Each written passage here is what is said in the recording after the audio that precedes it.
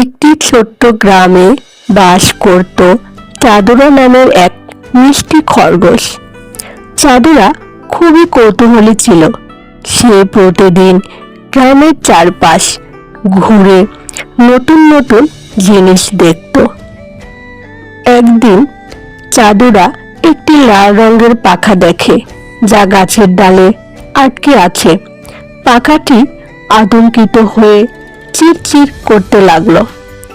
চাঁদুরা ভয়ে পালিয়ে না গিয়ে সাহস করে পাখাটিকে মুক্ত করলো।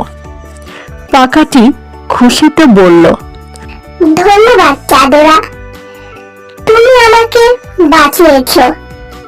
আমি তোমার জন্য প্রতিদিন সুন্দর একটি গান গাইব। চাঁদুরা হেসে বলল, বন্ধুত্ব সবচেয়ে বড় উপহার। এরপর থেকে চাঁদুরা আর পাখাটি প্রতিদিন একসাথে খেলা করত, গান শুনত আর গ্রামের সব বন্ধুদের সাথে আনন্দ ভাগ করে নিত।